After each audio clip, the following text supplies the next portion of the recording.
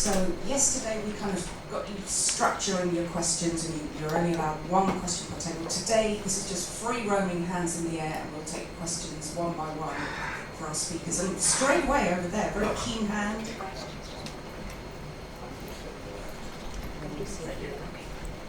Good morning, and Myra. Very nice presentation. Thank you for the insights. Question to you, Neil. I know you defined the poor 10% and the rich 10%, and then the graph went up towards, tending towards 50%. And in the video, Myra, one of the youth council said how disproportionately they are affected as well. How have you defined poor specifically in your data gathering? And is it only on monetary criteria, or is it access to what sort of elements that you have defined poor? Thanks. Yeah, so the two studies, the first study was from Oxfam from 2015, the second one was published, so I wasn't involved in either of them, but in the way it was done on the basis of income, and it was adjusted for individual countries in something called purchase power parity, which is basically an indication of how much that money in that country would get in terms of access to food and so on. So it's adjusted for different countries in terms of different levels of affluence.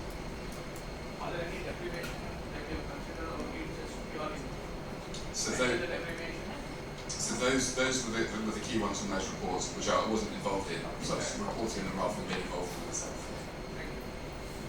Okay, any questions from over here?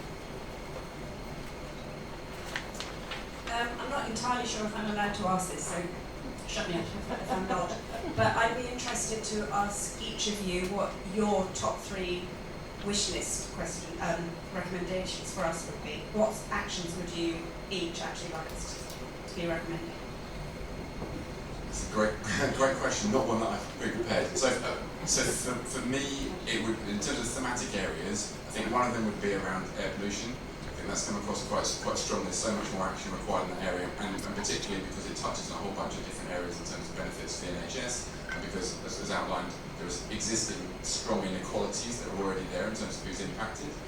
I think another thematic area is around housing. I think particularly support for those living in the private rented sector, which I guess could take a whole bunch of different forms, but I think more support and encouragement for landlords to be doing more, because often those in the private rented sector that are exposed to the poorest quality housing, which means they're having bills which they can't afford to pay in the winter months, and can often be linked in with overheating in some of the summer months as well. And then I think a broader one which I think should be there is around the opportunity for people, and it links in with Myra's video, to be kind of inspired to want to do more. It's around the engagement and envisaging a positive future. I think for me, so something on transport, something on housing, and something around citizen engagement, I would say. Yeah, thank you so much. And yeah, no, great question. Well, I think, not to be a copycat, but I think my first one would definitely also be air pollution. As I mentioned, I grew up and still live near one of the most polluted roads in London, and I think even through primary school, we could kind of see the effects that air pollution was having on health, on general well-being. So I think that's incredibly crucial. I think another one would definitely be waste. Are we carefully considering the products we're using? Are we using unnecessary products? And kind of really educating yourself on where that's coming from, and how are you personally contributing to waste?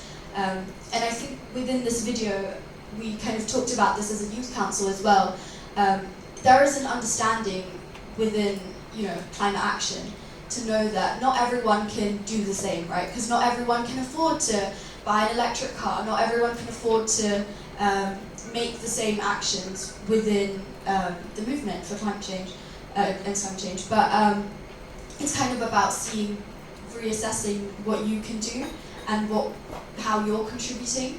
And then lastly, again, like you said, this whole video, this whole speech, I wanted to be here, and I think just that, listening to youth voice, collaborating as a community, that's the way forward. Thank you. And do let me know if anyone else has got questions. So just one here, and I'll come over there. Thank you. 2 great presentations. Congratulations. Very good way to start the day. Neil, my question for you is, you talked compellingly about how climate action can sit at the centre of that Venn diagram and be sustainable, but you didn't give examples of where that's happening. So could you give me an example of a policy which is driving to that centre ground? Yeah, very good question. So a specific example I give, which could be something which could be replicated here, would be around housing. So Islington Council, and for me, how we get to that bit in the middle is partly around collaboration. Right? We need much more parts of society working together. So a really good example of this is from Islington Council, where the housing team of the council teamed up with local doctors, local GPs. And there what they did is, where particularly elderly members of the community were going to see their doctor over and over again with respiratory related illness like pneumonia that was caused by living in a cold, damp home, what was happening previously was the doctor would treat them, give some medication, and that old person would be sent back to the home that had made them ill in the first place, which is crazy when you think about it.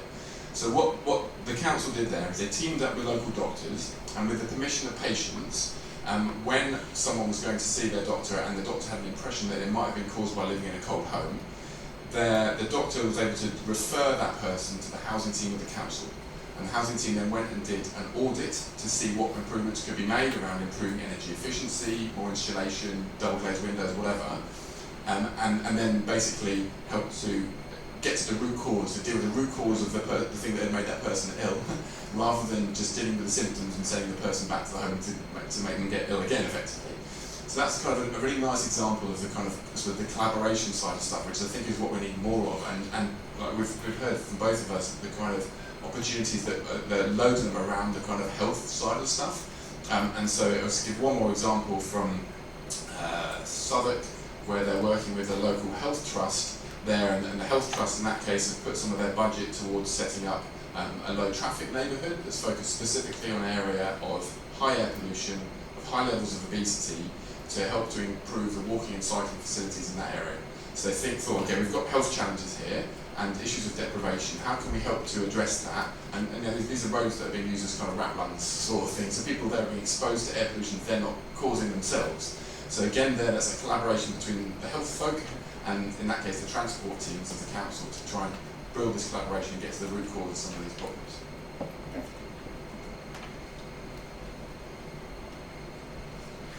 So, my question is going to be more to Myra.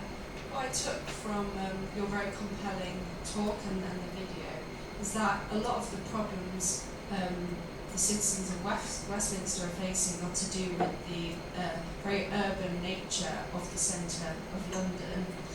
And I was wondering if you feel that maybe looking at de-urbanisation efforts, where maybe we start making certain parts of the centre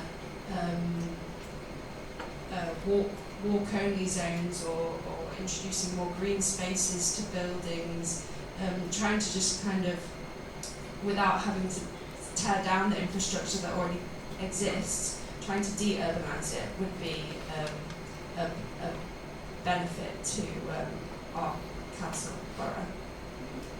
Yeah, another brilliant question. Well, personally, I think I think that balance would definitely be helpful. I think that is a great point in terms of, you know, maybe having certain roads, as you said, that were walk-only zones, or having more green spaces within buildings, or having. So I do think it plays into that, and I guess it's just having that balance in a very urban area. I think another great thing, maybe, you know, buildings and offices themselves working with their employees and working within their building to see what they can do as a company, working to see what they can do to kind of educate their employees and work together as well. But yeah, you know, I don't know if I would fully have the information to answer that question, but no, definitely a great one. I think it would require that balance. But, thank you. This one's for, so there are some places, some sectors where obviously the financial centres are already there because it's going to increase their profits in the private sector. So kind of what are those areas that we think are kind of going to get there on their own essentially, so that probably don't need addressing by the council kind of or governmental interests? It's a good question. I don't know that I have entirely the right answer for that, because things change in certain areas. I mean, one example I would give would be around solar panels, for example. So the cost of solar panels has reduced by something like 90-95% over the last 10 years, to the point now that if you're able to afford the initial cost of putting them on your roof, they'll pay back in terms of saving money in energy bills in something like 5 years. So I think some of the technologies which are coming on are such that there's not much in the way of the need for kind of intervention in terms of financial incentives for people who are able to pay up front. But there's still significant barriers for people who aren't able to pay up front. So I think it's not necessarily specific sectors, but for each individual thematic area, like electricity, like heating, thinking about how can support be targeted for those people who aren't able to take that up initially, but for whom you can have like a payback over a number of years, for example, or kind of almost a rental scheme you could have for solar panels to have them taken up initially to overcome some of that initial upfront cost, knowing that people would then save money on their bills in the longer term. That's a bit of a waffly answer because it's a good question. I don't necessarily have the full answer to it, but I might come back to you in a minute when I have a bit more formulated response to that, if that's all right. So you had a presentation of people, economics, and the planet, I guess. Sustainability in the middle of that Venn diagram.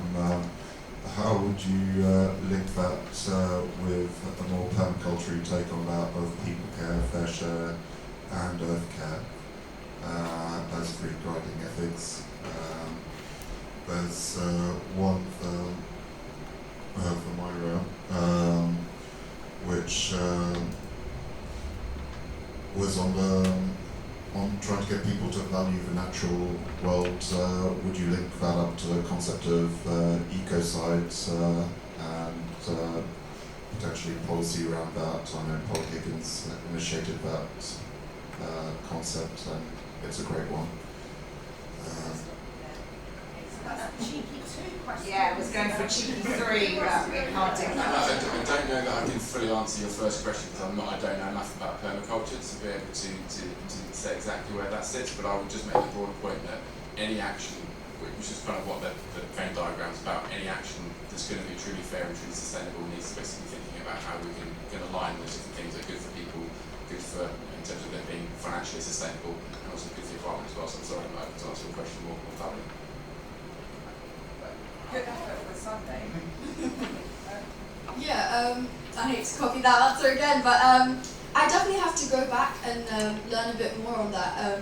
But I definitely love to hear more about that from you later. But I think in terms of valuing the natural world, I think it is definitely about kind of, and I hate to sidetrack here, but it is kind of about really appreciating the spaces we have currently, but also realizing that some of the things that we're viewing and seeing as beautiful within our natural world could just as easily not be there in 10-20 years. And I guess you could say social media can play an aspect into that, but I think it's kind of for people to really appreciate some of the things that we have now and realize that if we don't act now, we're not going to have them. But I'd love to hear more about the policy from you after. Sorry, we've got other people waiting. We've got to be fair. We will work on question time. Go. This question to Neil. You said use the outcome of the research done by Oxfam in 2015. I was wondering if there's any new research, because I think 2015 is quite old research. Many things changed from that day until now. Why did you decide to use that research and any recent one? Yeah, so that was a global level study done at that time. I think there probably are more recent ones. I chose Oxfam because it was a global level study. The following one I gave you was from 2023, from this year, from the UK Focus, and those same authors had done. To be honest, part of the reason I chose it is because I thought that infographic they put together was actually a really nice visual way of depicting that. It was quite, the kind of the hourglass shape, well, inverted, half of an hourglass shape essentially. There were some more papers, including by the authors of the one from the UK I shared with you, who've done global level analyses, but the figures they have for that particular aren't particularly visually attractive and don't communicate the issue in as a clearer way as that does. I think it's a fair point. I don't think things have changed significantly since then. If anything, it may be the case that if you like, there's actually a higher proportion slightly of the ultra rich, if you like, who are producing more. But the principle of that is still valid now, even though it's 8 years old. Oh, and just one other thing, one other point for the previous question. So other things which maybe the council can do is stuff. It's boring stuff, but it's stuff around planning. And it's not just, and it's stuff that the council can do in terms of helping to improve things like solar panels and more solar panels on roofs more quickly, but also the role that councils can play in encouraging national government to make the planning process more easy, because things can get held up quite a lot in the planning process, and if that was quicker, that would help to scale up some of these technologies. So. Yes, sorry I interrupted earlier. Basically, I was wondering how we identify people who cannot afford to, for example, put solar panels on their homes. What the policy solution is there, whether it's buying back or whether it's somehow mandating landlords or what it is. But in fact, it then occurred to me that from the report that Westminster Council had done before, the bigger issue anyway is commercial buildings and public buildings. And I was hearing, before we met here together this morning, I was hearing this massive renovation of the National Gallery. There were no solar panels installed. So it seems to me that there's first of all, we've got the issue of addressing the people who cannot afford to pay.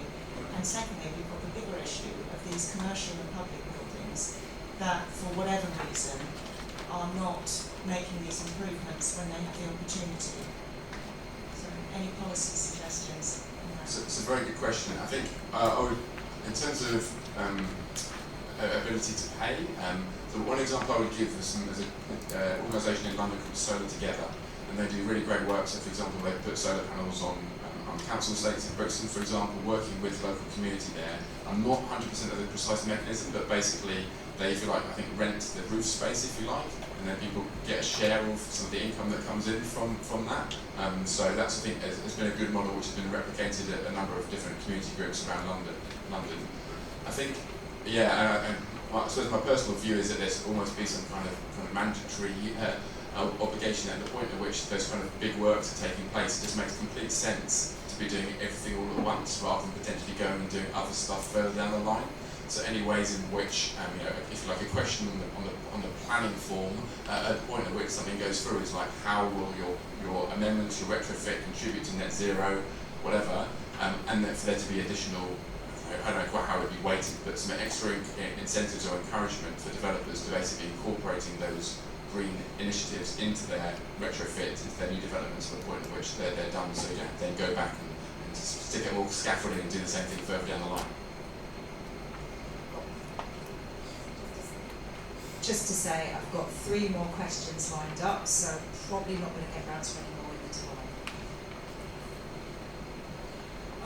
You know how there's a legislation when you're doing a housing development, you have to contribute to the social housing sector. Do you think it would be beneficial for the government to maybe have some kind of a climate net zero subsidy or climate change kind of tax for larger corporations to be able to contribute to this? Because I think they are the ones probably having the greenhouse gases, because they have kind of large setups, and a lot of them have kind of come back to office working. They don't like remote working, etc. So do you think that would help for them to kind of contribute towards this? Yes, I think so. I think a source of frustration for me, which goes back to national level policy, which I think is relevant to this, is that for the domestic side of stuff, there was due to be a policy which was going to come in 2016 or so, around net zero housing policy, which would have obliged all homes to be built to a really high energy efficiency standard, and that was dropped. The suggestion was it was dropped because of pressure from housing builders, and the consequence of that has meant that people across the country are paying billions of pounds extra in their energy bills, and to then go back and retrofit to insulate those homes again would be incredibly expensive and disruptive. So I think what needs to be at the national level, and the councils have a role to play in encouraging the national government to make improvements on this, is better quality legislation at the point at which new homes, particularly in this case, are being built, and office buildings as well. So I think what you're referring to is around so-called Section 106 funding, which is where when developers can't make sufficient energy efficiency measures, they pay a certain amount of money which goes to support other local projects.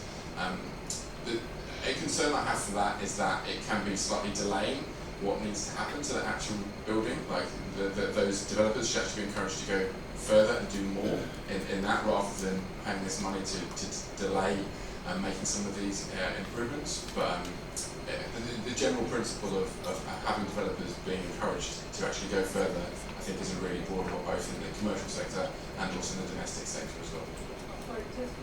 Sorry, we're just running out of time. We've got one more question. Do you want to speak at break time, perhaps? That's great, thanks. Hello, I'm just, I was wondering, is the deadline reliable? Is okay, 2030 is 7 years away. Are we going to meet that deadline based on your studies and your research? Is it how true it is? So I guess the answer to that question, so I think it's a bit cheesy, but I think there's a phrase by Gandhi which is like, everything seems impossible until it's done. so technologically wise, it's still entirely possible, but clearly 7 years is an incredibly short amount of time. And so the answer to that question is yes, it is technically feasible, but it's not to say or to downplay at all the scale of the challenge in terms of the amount of things that need to happen in a short amount of time. Which basically just means we really need to just crack on and get on with this stuff now. We have not got any any kind of leeway for delaying, basically. Okay. We're going to close for questions now, but I've had a little bird whisper in my ear that Damian, sitting there in the corner, has some information around offsetting and taxes and things that the council are looking to do. So, Damian, you...